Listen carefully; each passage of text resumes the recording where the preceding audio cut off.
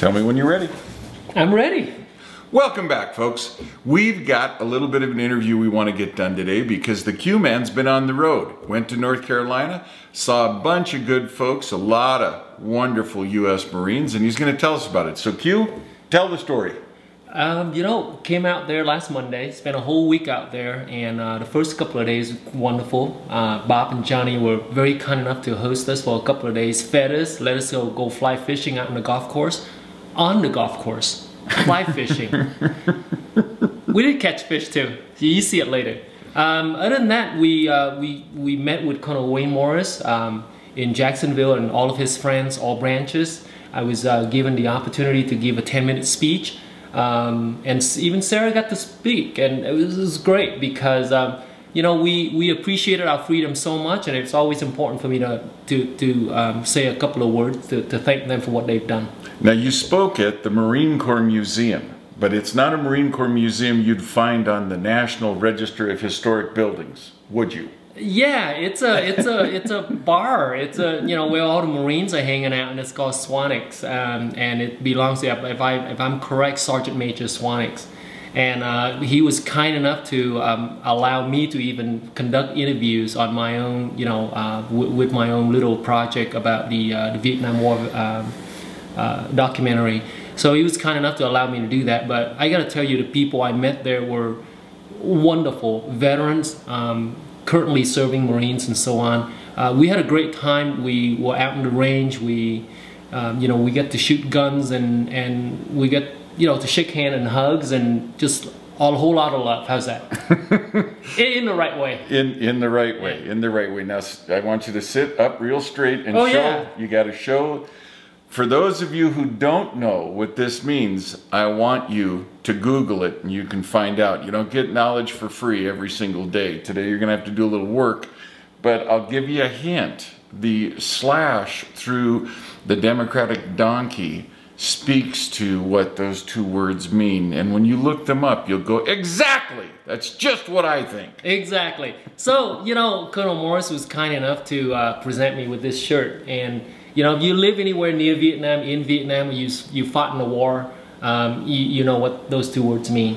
And so this shirt, I will wear proudly all the time, every chance I get. How's that? So, watch the rest of the video. You'll see the activities that we did, and at the very end of the video, you'll see snippets of interviews of Vietnam veterans, the ones that actually served in Vietnam. And I hope you enjoy it.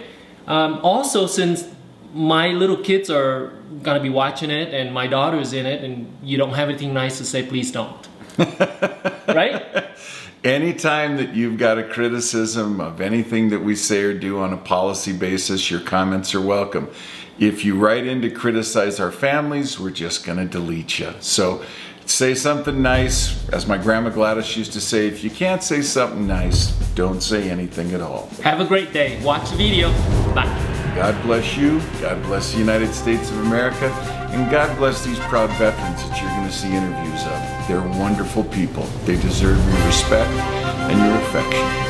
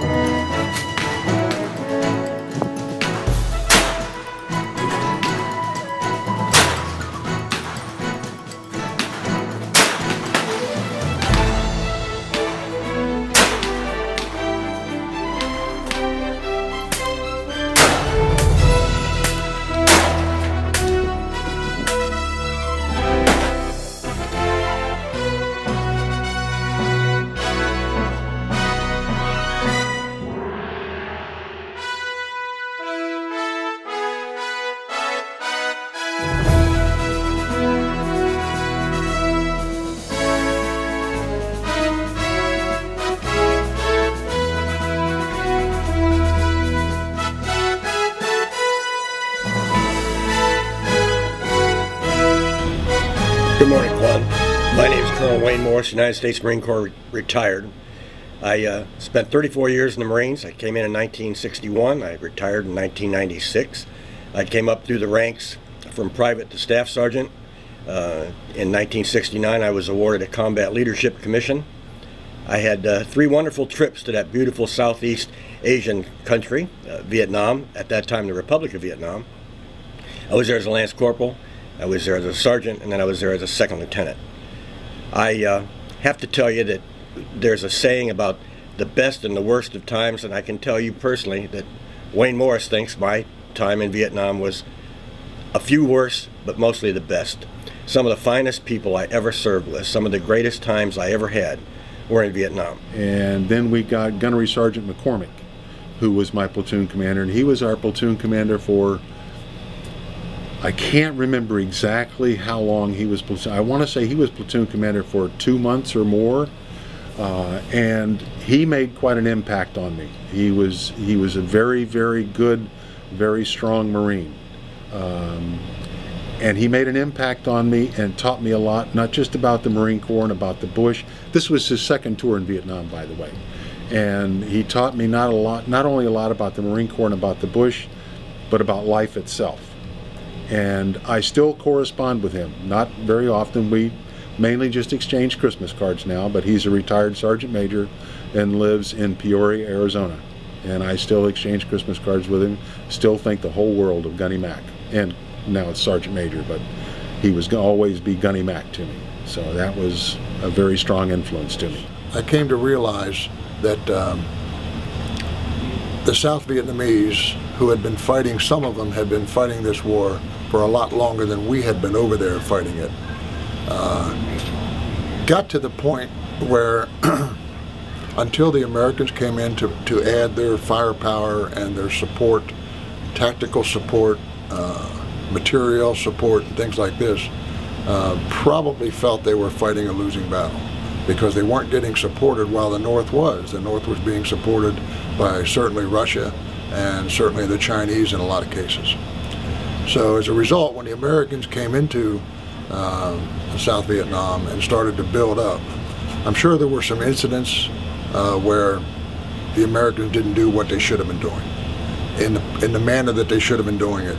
I can't and won't talk to those because I wasn't familiar with any of those situations. I personally did not see anything going on like had been reported in Americans' mainstream media.